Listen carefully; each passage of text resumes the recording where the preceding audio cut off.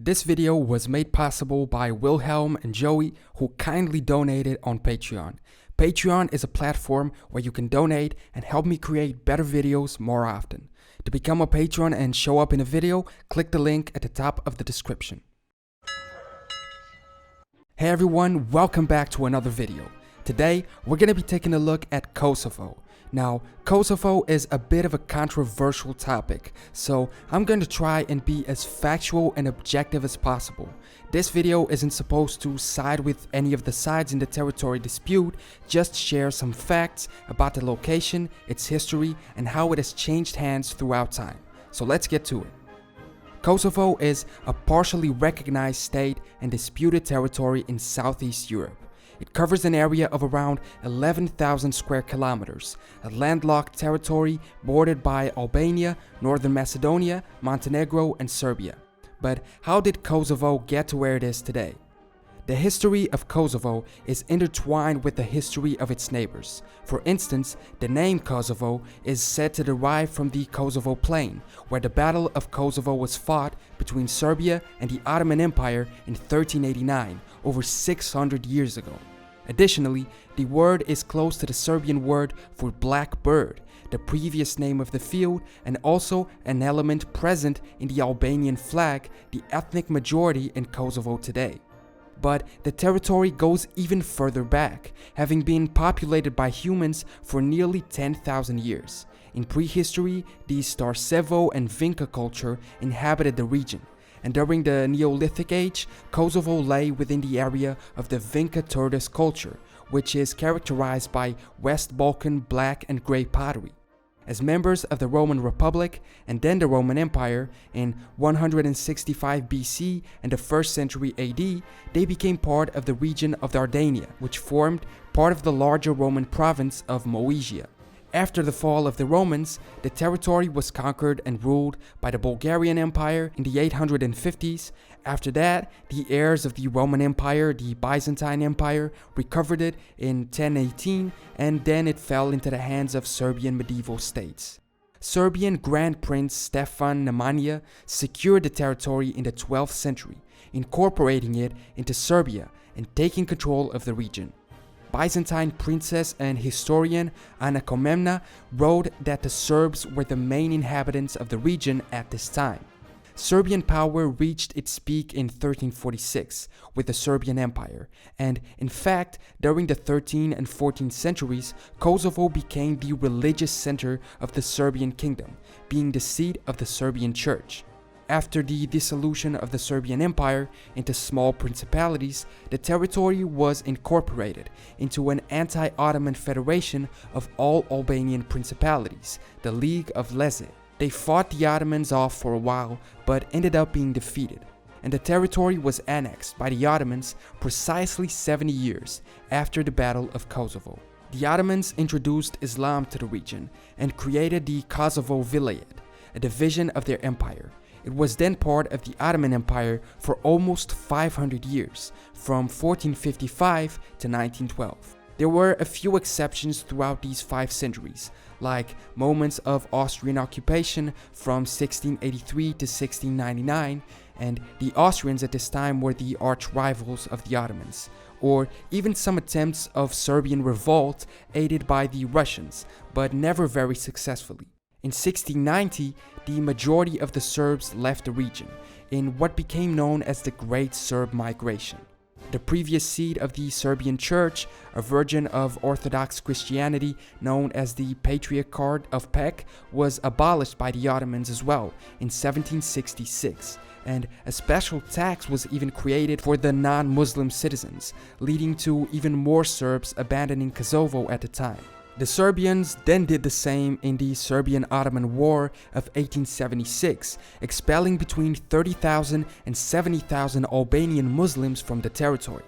With the rise of the Young Turks and the change of ruler in the Ottoman Empire in 1912, the Albanians revolted and defeated the Ottomans. Then the Serbs did the same along with the Greeks and the Bulgarians and expelled Ottoman rule from most of the Balkan region. After this First Balkan War, the Conference of London took place. later ceding East Kosovo to Serbia, who colonized the territory, increasing the number of Serbs again.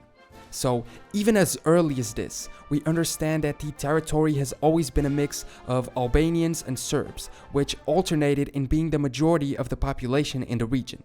In World War I, the territory was occupied by the Central Powers. Serbia and the neighboring regions were the main focus of the Austrians, with the help of Bulgaria and later the Ottomans, giving that the region was the trigger to start the entire war. In 1918, the Serbian army, however, managed to eventually push back the Austrians, with help from the Italian and French army, and after the war formed the Kingdom of Serbs, Croats and Slovenes, later adding Montenegro and Kosovo and forming the Kingdom of Yugoslavia. In World War II, Yugoslavia, and therefore Kosovo, was occupied by the Axis and divided mainly between Italy and Germany, with Kosovo being united to fascist Albania, which was an Italian puppet. With the end of the war in 1945, Yugoslavia became a communist regime, still in control of Kosovo. The most well-known ruler of Yugoslavia was in fact a communist one, Josip Tito, who granted Kosovo autonomy in 1963, extending it in 1974 with the new Yugoslav constitution, where it became a de facto socialist republic. However, on paper, it was still an autonomous province within the Republic of Serbia.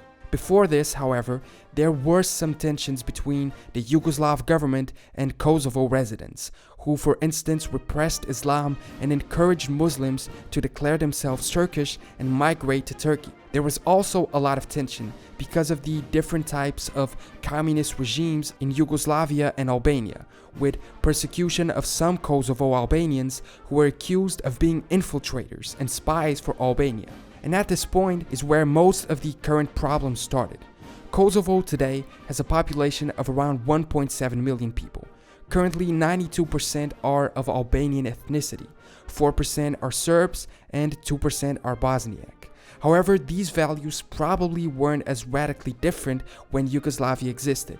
Throughout the 1980s, tensions between the Albanian and Serb communities in the province escalated. The Albanian community favored greater autonomy for Kosovo, whilst Serbs favored closer ties with the rest of Serbia and Yugoslavia. A union with Albania itself, which was not a part of Yugoslavia, was however not desired by a lot of Albanians in Kosovo due to the different type of regime and lower quality of life. In 1981, students of Albanian descent started protesting, defending the creation of an official Kosovo/Albanian Republic inside Yugoslavia, with the Yugoslav government repressing these protests. Essentially, a dispute between Kosovo and the ruling of Yugoslavia started, focused on the conflict between the two ethnicities, Serbs and Albanians. Amongst this constant conflict, mutual discrimination, hate, non-participation in elections and recognized elections made the tensions continue to grow.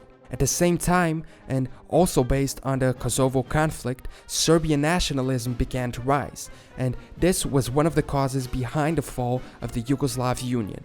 A man called Milosevic, a Serb, was sent by the Yugoslav government to pacify the province. However, he saw the Serbian unhappiness in the region as a way to progress his political career. He then became a defender of Serbs in Kosovo and appealed to Serbian nationalism to become the leader of Serbia inside Yugoslavia. Milosevic then continued to pursue Kosovo and other nationals of Yugoslavia and was accused of 66 counts of genocide, crimes against humanity, and war crimes.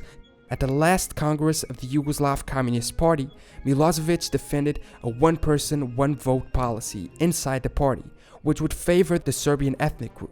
The Slovenes and the Croats responded by refusing and attempting to delegate more power to all republics inside the Union, but they failed.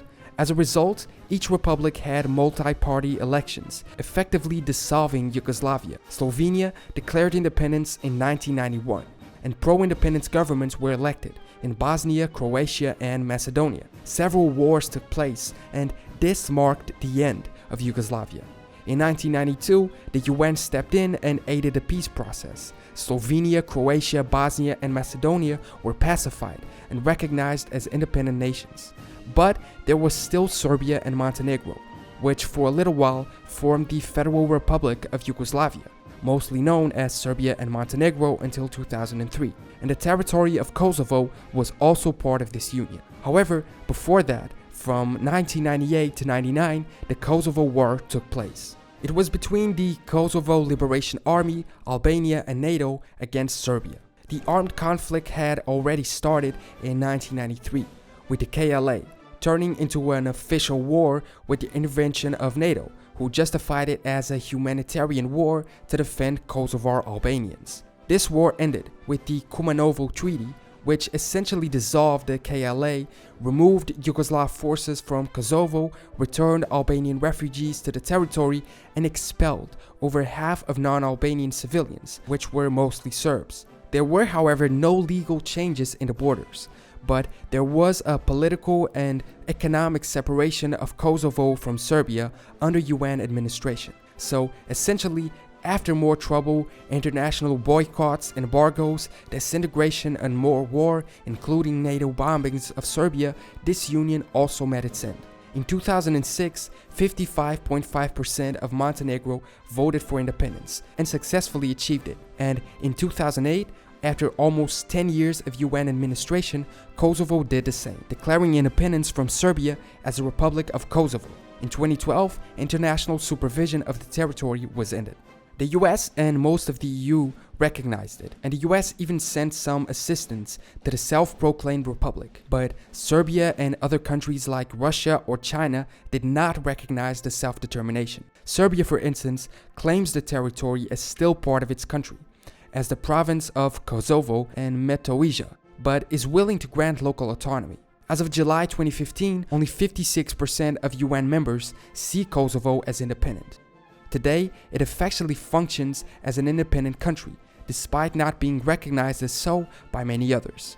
The tension with Serbia continues to exist, but in 2013, with EU mediation, the two countries have agreed to normalize their relations. Its official languages are Albanian and Serbian, also recognizing Bosnian, Turkish, and Romani as regional languages. They have a unitary parliamentary republic with their capital in Pristina, closing in on 2 million people with a GDP of $7.7 billion, using the euro as its currency, despite not being a part of the EU. In conclusion, the territory seems to have always been inhabited and disputed by Albanians and Serbians, and you can't really blame one side for the conflict. At times, each side has repressed the other and has been the majority, and it goes so far back that it's hard to understand who really started it. So this was an overall look at the history of Kosovo, how it evolved throughout history, and why it is such a controversial topic and disputed territory. I hope you enjoyed the video. Make sure to leave a comment below and subscribe if you want to catch future videos. I will see you next time.